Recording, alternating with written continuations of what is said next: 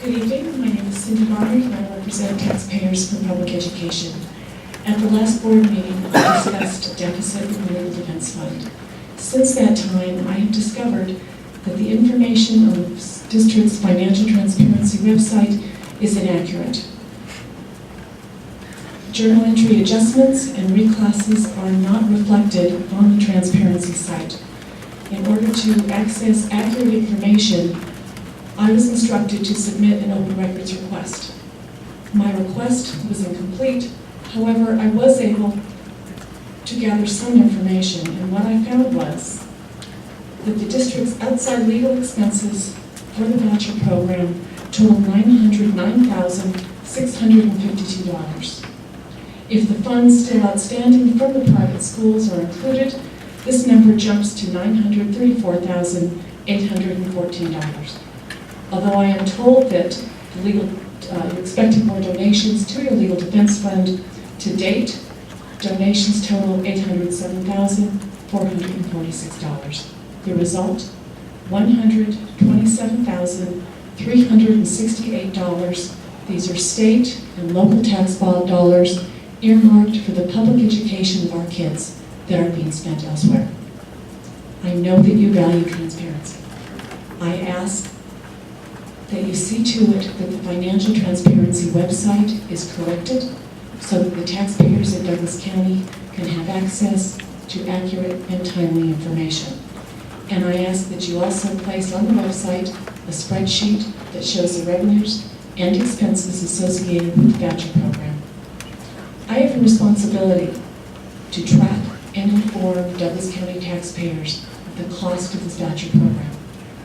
As leaders of our Douglas County School District, I believe you have a responsibility to inform the public. I have given you all my very simple spreadsheet, and I'm certainly happy to answer any questions that you may have. I thank you for your time. Well, I'd just like the record to show that you are the cause of those legal expenditures. Are you seriously suggesting you sue this school district and then you complain that we have to raise private funds to defend the decisions of a democratically elected board? Mr. Carson, You are the cause of those expenditures. Mr. Carson. You are the cause of those expenditures. Period. And we will defend the actions of a democratically elected board through private donations. I am very happy that those private donations are coming in, because I do not want district funds spent on a program that as of today has been found to be illegal and unconstitutional.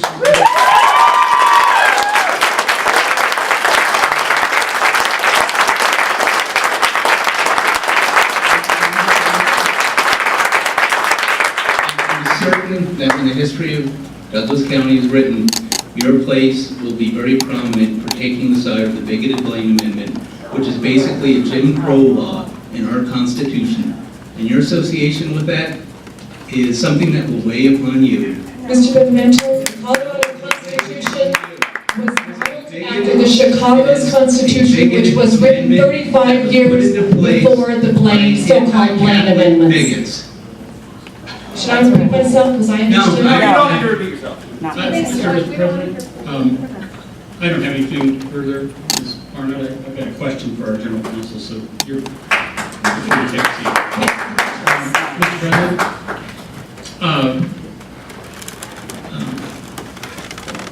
first of all, our general counsel has the figures for our legal defense fund, which are privately raised dollars, I guess my first question for you is there accuracy to the sum total of Ms. Barnard, I should say plaintiff Ms. Barnard's mathematics here? From looking at the spreadsheet, she's indicating that there's $127,000 in the red, and what the information, well, the calculations that we did show that it's about $8,000, but we also have a pledge coming of over $100,000. So, if you look at my spreadsheet, they agree. Sorry, I have a question to the general counsel, not to you. So The answer is it's incorrect. Can we put our understanding of the mathematics on our website? Can we do that? Let's do that. Second, My spreadsheet shows total development and legal costs. I don't know, we got the sheriff around, but if that continues, I have to be able to ask a question. I'm just trying to tell you he's We're not incorrect taking with the staff, state. we're not taking staff comment from the audience. My second question is, my understanding is we have an arrearage of $120,000 that we haven't received, that we have billed the Douglas County Federation of Teachers for salaries paid to union officials that have not been reimbursed to the district. That arrearage is several months in duration. Have I stated that correctly? It was billed in February. And we haven't had the same attention of Ms. Barnard or her friends to that $120,000 not being spent in the classroom. In fact, being spent on a group of people in a building over here, have we? I have not received the numerous core requests. No core request from folks concerned about $120,000 in unpaid bills from a munificently funded organization, American Federation of Teachers. So I do find that an interesting gap in the financial curiosity of some in the room. I have no further questions.